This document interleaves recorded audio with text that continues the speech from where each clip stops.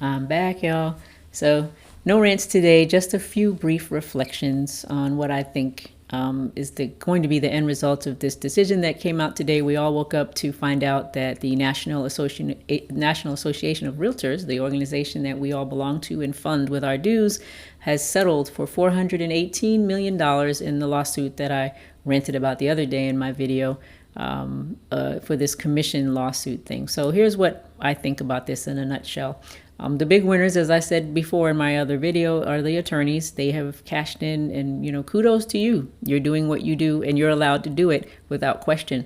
I think that the biggest losers in this are not going to be real estate agents. And let's face it, nobody feels sorry for real estate agents. The prevailing belief is that we make too much money and don't work for it, which if you knew the real story about how it works, you would not believe that. Let me just give you a little bit of insight into that. Despite what you see on HGTV, which is fantasy, the reality for many agents is that many times we work long, hard hours and never see a dime for it. We're one of the few, if that I can think of, professions where you don't get paid up front.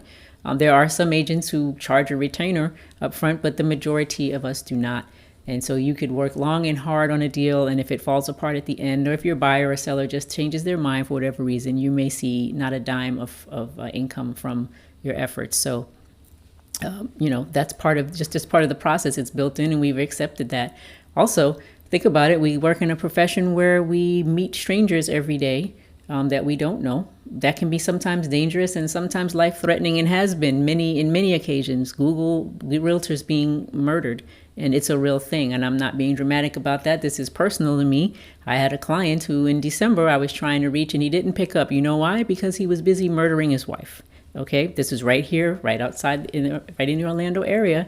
All right, and this is a person who I spent many a day in an empty, vacant house with, unaware that he was a previous murderer and then would be a future murderer of his wife. So that's reality, folks. That's the stuff that we do out here. It's not all, glitz and glamour. It's not all checks, throwing up in the air, money all around.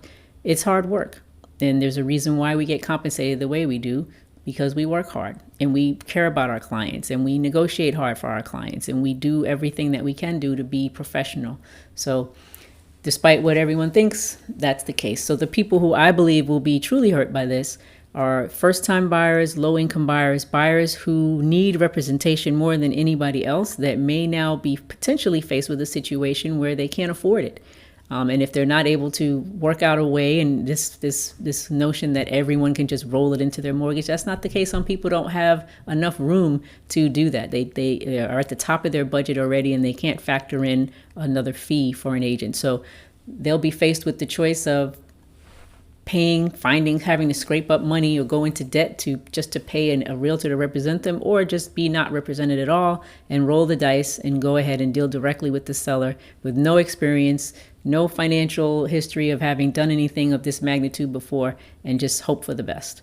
So if that's what you think, is the best option for the consumers, so be it. I will say proudly that the only thing that's been propping up the economy of this United States in the last 10 plus years has been the housing market, which has been run, the engine, by all of these people that are being attacked now, these real estate agents that keep the economy flowing. The housing market is the thing that sets the standard. It's a huge percentage of the GDP in this country. And so when you interfere with that, you may, be surprised by what the results will be. But that being the case, none of us have a crystal ball. We'll see how this works out.